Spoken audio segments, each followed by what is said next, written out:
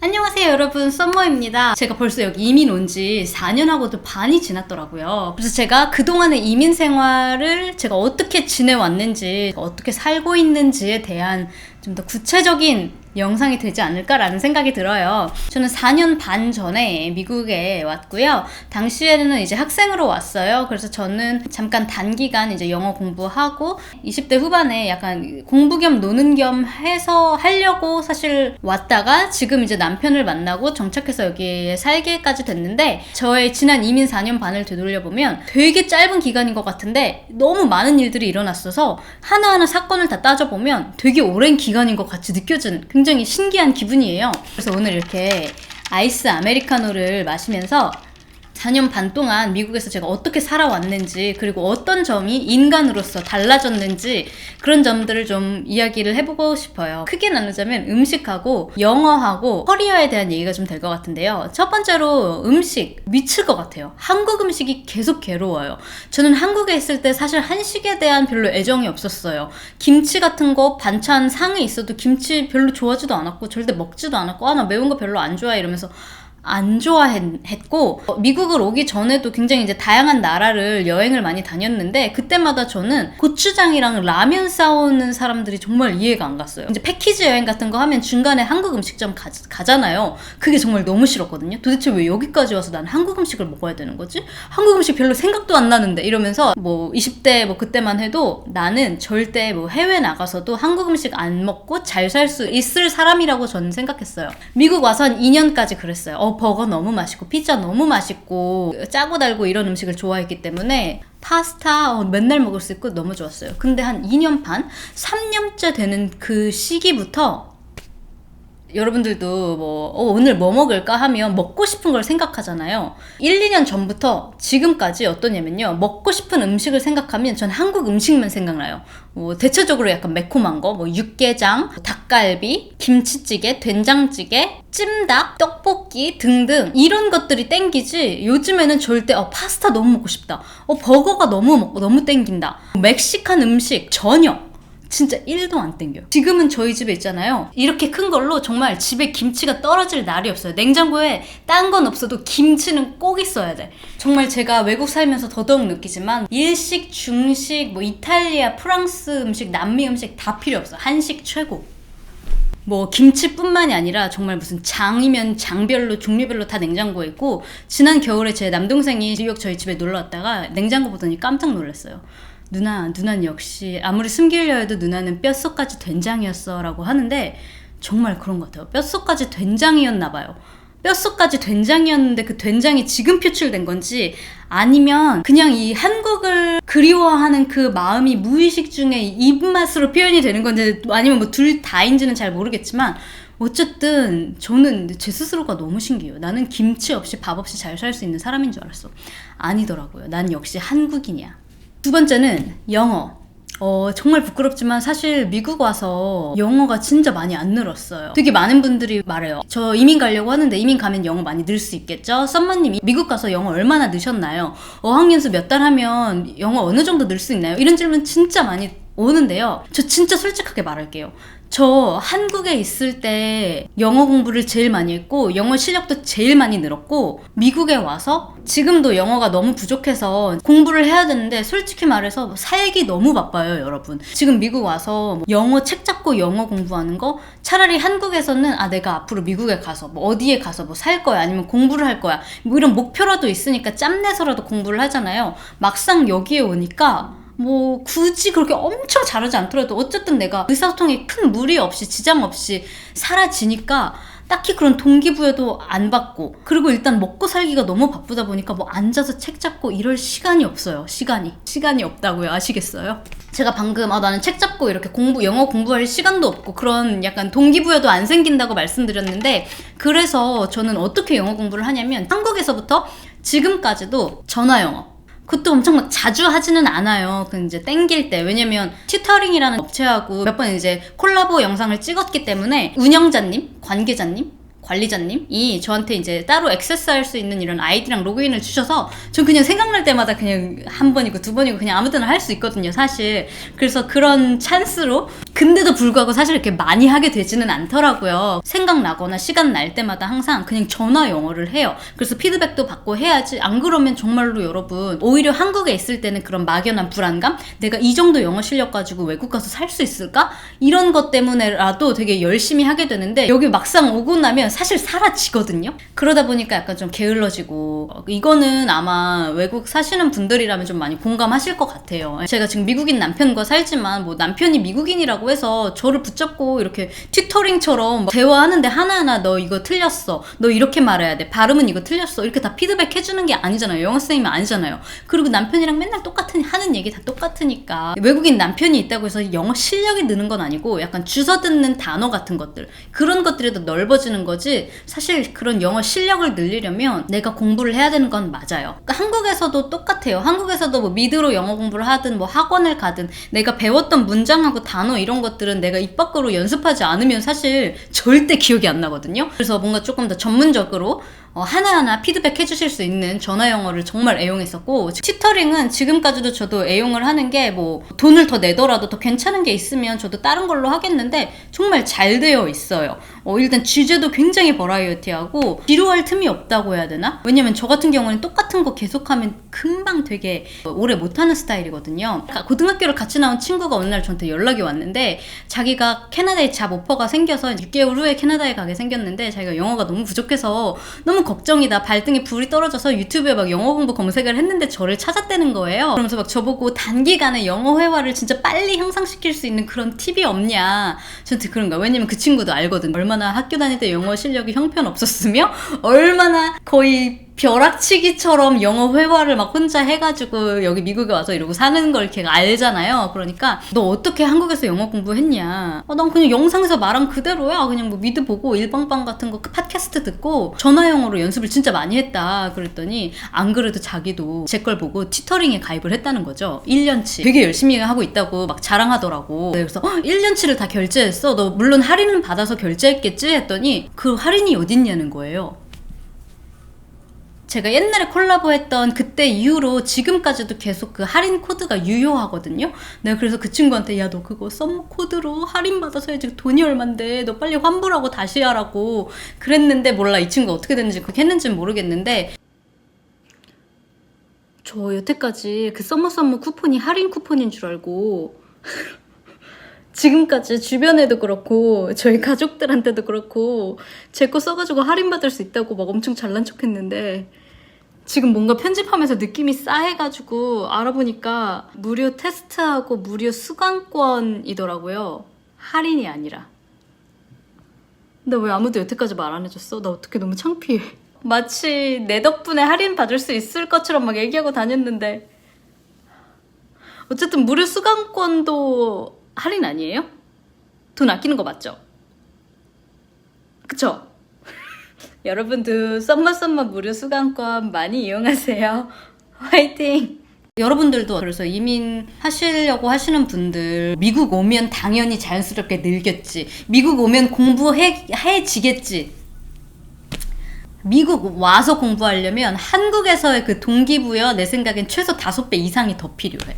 그렇기 때문에 영어 공부 꼭 하시고 오세요. 유학 오시는 분들, 이민 오시는 분들 할 거 없이 여기 오실 거면 영어 공부 많이 하고 오세요. 그게 제일 강력 추천. 세 번째는 커리어. 4년 반 동안, 물론 이제 4년 반 중에 이제 결혼한 지 2년 반 됐으니까 그 2년 반 동안의 저의 이 커리어의 변화라고 해야 되나? 굉장히 요동쳤어요. 왜냐면 한국에서는 내가 하던 게 있는데 사실 미국에서는 이어지기 굉장히 힘들고, 또 여기서 제가 무슨 학위가 있는 것도 아니고 하기 때문에 학생일 때는 정말 흥청망청 벌어왔던 돈 막 다 쓰고 한국 가서 다시 벌면 되지 이러면서 지냈는데, 막상 딱 결혼하고 여기 와서 살아야 되니까 되게 막막한 거예요. 돈은 뭐 모아놓은 거 2년 동안 막 다 썼지, 또 결혼해서 여기서 살라니까 뭐 내가 일을 할 수 있는 데를 찾아야 되고, 혹은 내가 여기서 학교를 다시 다녀야 될 것 같은데, 일단 그 고민을 하는 동안 제가 할 수 있는 게 없는 거예요. 근데 그전에는 제가 학생이니까 괜찮아 라는 그런 마음으로 나이는 있지만 막 쓰면서 놀았는데 막상 이제 더 이상 학생도 아니고 결혼했고 일을 할 수 있는데 일을 안 하고 있으니까 굉장히 불안하더라고요. 물론 이제 남편이 너가 하고 싶은 걸 찾아라, 나는 최대한 서포트 해줄게 라고 했는데 아무리 뭐 서포트를 해준다 쳐도 저는 어쩌면 더 미국인보다 더 개인적인가 봐요. 나는 내 통장에 내 돈이 있어야만 쓸 수 있겠거든요. 모르겠어요. 뭐 남편한테 뭐 학비를 대달라 그래? 옷 사고 싶으면 뭐 내 맘대로 사지도 못하고 옷 사달라 그래? 또 난 그렇게 하기가 싫은 거예요. 그냥 근데 이건 되게 제 성격이에요. 항상 저는 대학생일 때부터 알바든 뭐든 일을 쉬어본 적이 없거든요. 그렇다 보니까 뭘 해야 되겠어. 근데 미국에 와서 내가 할 수 있는 게 있어? 없어. 그러니까 저는 몸으로 뛸 수 있는 일? 식당 알바를 시작했어요. 식당 알바 저 대학교 1학년 때 이후로 정말 처음으로 한식당에서 일을 하는데 진짜 개 힘들어. 아니 일이 힘든 것도 있는데 정말 거기서 일하는 데서도 정말 그 텃세 장난 아니고, 또 제가 미국에 온 지 또 얼마 안 됐잖아요. 그러니까 너가 뭘 알아, 너 조용히 해. 그래서 되게 상하관계 장난 아닌 거예요. 여러분 식당 알바하는데 그 안에서도 저보다 더 나이 많으신 아주머님들도 저한테 정말 눈치를 너무 많이 주시고, 저 사실 진짜 한국인이니까 더 뭔가 약간 으쌰으쌰하고 이럴 줄 알았는데 저 그때 사실 물론 다 모든 식당이 다 그런 건 아니겠지만 상처를 되게 많이 받았어요. 그런 대우를 나는 처음 받아보는 거야. 살면서 화장실 가서 막 숨어서 울기도 하고 집에 와서 일 끝나고 막 울기도 하고 막 그러면서 막 별별 생각이 다 드는 거죠. 왕년에 말이야 내가 얼마나 잘 나갔는데 말이야 내가 한국에서 이런 대우 받아본 적이 없어요. 나한테 이딴 소리를 해? 진짜 이건 말도 안 돼. 진짜 확 다 때려쳐버리고 남편이고 뭐고 다 버리고 다시 한국으로 돌아갈까 봐. 내가 왜 여기서 이러고 있어야 되나 막 이런 생각이 많이 들었는데요. 여러분 지나고 나서 보니까 그딴 생각 다 필요 없어요. 내가 한국에서 뭐 어떤 집에 무슨 차에 뭐 어떤 학교를 나와서 내가 무슨 얼마나 잘 나가고 나라를 날고 기었던 사람인지는 다 필요 없어요. 일단 제3국에 왔잖아요. 나는 베이비예요. 베이비.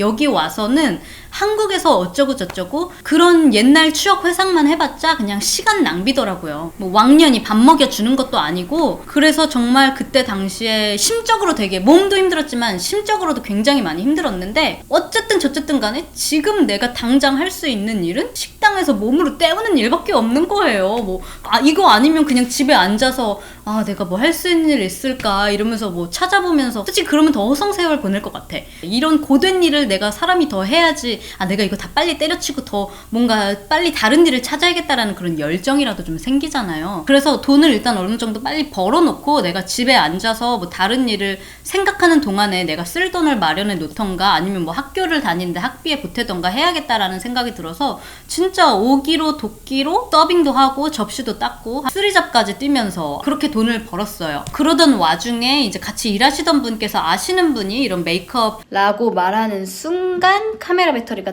딱 나가버렸네. 그래서 바로 끼고 다시 시작했는데 세상에 아니나 다를까 제일 중요한 중간 부분이 쏙 빠졌더라고요.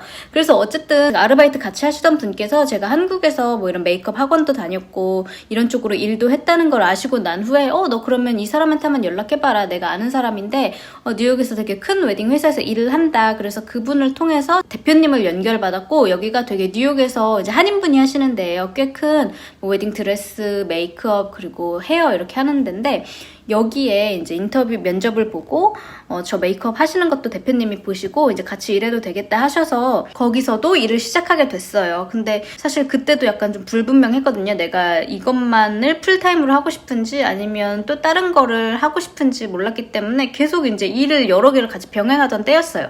사실 이 얘기를 이렇게 자세하게는 한 번도 이제 얘기를 한 적은 없었어요. 왜냐면 약간 여러분들이 나에 대한 환상 같은 게 있지 않을까 싶어서 그냥 뉴욕에 와서 지내다가 남편 만나서 그냥 어떻게 운이 좋게 바로 메이크업 아티스트로 돼가지고 그냥 뭐 남편 만나서 편하게 살 거라고 생각하는 그런 환상이 있으시는 것 같아서 내가 과연 괜히 이런 얘기를 해서 여러분들의 환상을 깰까 말까 생각도 여러 번, 고민도 여러 번 했었는데, 근데 현실이 그래요. 여러분 미국 이민 오면 이렇게 쉽지 않아요. 그렇게 생각만큼. 물론 뭐 쉽게 풀리시는 분들도 있을 수 있겠지만 저 같은 경우에도 일을 되게 막 힘들게 하고 이런 것 같지만 뭐 또 다른 사람들에 비하면 그렇게 또 힘든 것도 아니거든요. 사실 괜한 여러분들께 뭐 괜한 환상만 심어주기보다는 조금 더 그냥 솔직하게 여러분들한테 나 이렇게 살았다 얘기를 좀 하고 싶었어요. 괜찮죠?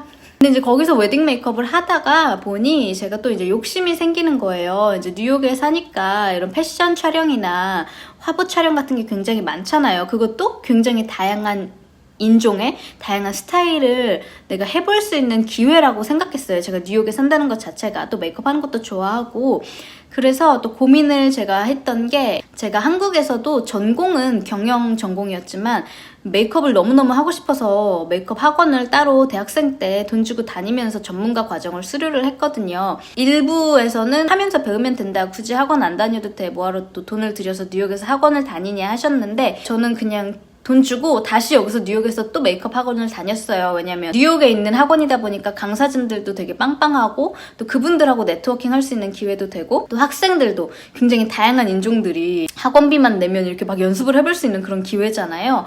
그래서 제가 여기서도 또 메이크업 학원을 나왔습니다.